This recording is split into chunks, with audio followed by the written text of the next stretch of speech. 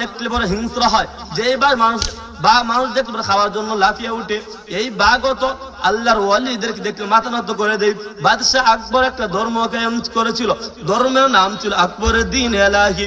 ধর্মের নিয়ম ছিল হিন্দু মুসলমানকে বিবাহ করতে পারবে, মুসলমানও হিন্দুকে বিবাহ করতে পারবে। এরকম ভাবে ক্রমান্বয়ে বাদশাহ আকবর একটা ধর্ম বেরিয়েছিল, ধর্মের নাম দিয়েছিল আকবরের দ্বীন এলাহি। এজন্য মুজাদ্দিদ আল বাসানি রাহমাতুল্লাহি আলাইহি বাদশাহ আকবরকে কাফের ঘোষণা করলেন। বাদশাহ আকবরকে কাফের ঘোষণা করার অপরাধে মুজাদ্দিদ আল বাসানি রাহমাতুল্লাহি আলাইহিকে জেলের মধ্যে বন্দী করে ফেলছে। রাহমাতুল্লাহি আলাইহিকে বন্দী করছে। বন্দী কইরা শেষ না রে ভাই, বন্দী করার পর বাদশাহ ঘোষণা কইরা দিছে, একটা জঙ্গলি বাঘ নিয়ে আসো, একটা বাঘ নিয়ে আইসা জেলের মধ্যে ছাড়বা, আর মৌলবীকে বাঘটা কামড়ায়া কামড়ায়া খাইবে। বাদশাহ আকবর যখন ঘোষণা করলো, যুবক, এই যুবক বানিয়া চুঙ্গের যুবকরা দিলের কানটা লাগায় শুন, যদি ওলি হতে পারো, আমার আল্লাহ যে বলছেন দুনিয়াতে কোনো টেনশন নাই, আখিরাতে টেনশন নাই, কোনো ভয় নাই, কোনো চিন্তা নাই। মুজাদ্দিদ আল বাসানি রাহমাতুল্লাহি আলাইহির ঘটনাটা লক্ষ্য করো। আল্লাহর ওয়ালি যখন জেলের মধ্যে বসা, বাদশাহ আকবর তার মন্ত্রী পরশোভা নিয়ে চারদিকে বসেছে, আর বাঘটা জেলের মধ্যে ছাড়ছে। জেলের মধ্যে ছাড়ার পর রে ভাই, বাঘটা লেজটা নাইরা নাইরা সামনে দিকে অগ্রসর হয়ে দিয়েছে। আল্লাহর ওয়ালির পার সামনে গেছে, আল্লাহর ওয়ালির পার সামনে গিয়ে বই এটা বোঝাই দিতেছে, আল্লাহর ওয়ালি গো, ওরা যদি আপনাকে না চিনে, ওরা যদি আপনাকে না চিনে, আমরা বনের পশু, আমি বাঘ তো আপনাকে চিনি। এ বানিয়া চুঙ্গের যুবক,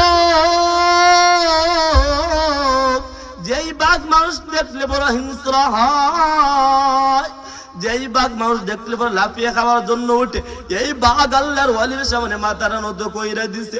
আল্লাহর ওয়ালিকে বুঝাইতে চাইতেছে, আল্লাহর ওয়ালি, ওরা যদি আপনাকে চিনে না, আমি তো আপনাকে চিনি, আমি তো আপনাকে চিনি। মুজাদ্দিদ আল বাসানি রাহমাতুল্লাহি আলাইহি তখন স্বাভাবিক ভাবে বসা।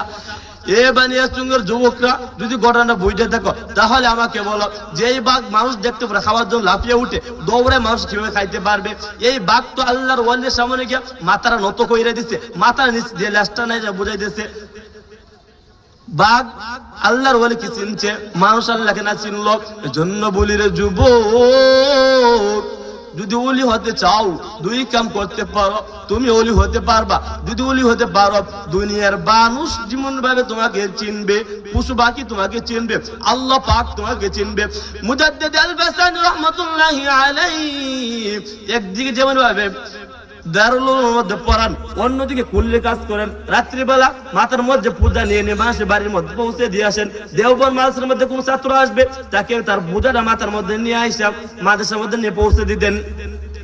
একদিন মুজাদ্দিদ আল বাসানি যাওয়ার পর দেখতেছেন, যাওয়ার পর সেখানে মধ্যে একটা লোক আসছে। লোকটা মুজাদ্দিদ আল বাসানি রাহমাতুল্লাহি আলাইহি বলতেছে, হে ভাই, আপনার বোঝাটা আমার মাথার মধ্যে দিয়ে দেন, আপনার বোঝাটা আমি নিয়ে মাদ্রাসা পর্যন্ত পৌঁছে দিই। লোকটি চিনিও না, উনি কি মুজাদ্দিদ আল বাসানি, উনি কি মাদ্রাসার মুহতামিম, উনি কিছুই চিনে না। যুবক এই লোকটা শুধু জানে উনি একজন কুলি। মুজাদ্দিদ আল বাসানি রাহমাতুল্লাহি আলাইহি যখন মাথার মধ্যে বোঝাটা নিছে, ভাই মাথার মধ্যে নিয়ে আসেই না বলতেছে, যেভাবে বোঝাটা লইছি ভাবছিলাম আদামান, মাথার উপর নিয়ে আড়াইমন। আল্লাহর কাছে দোকে, মালিক আমার, কোনদিন তো মাথার মধ্যে এত ভারী বোঝা নেইও না, কি পরিমাণ বার হয় তা তো জানিও না। ভাবছিলাম তো আদামন, মাথার উপর তো এদিকে আড়াইমন, এ অবস্থা আমি নিতে পারবো না। মালিক তুমি আমাকে অসম্মানী কইরো না মালিক,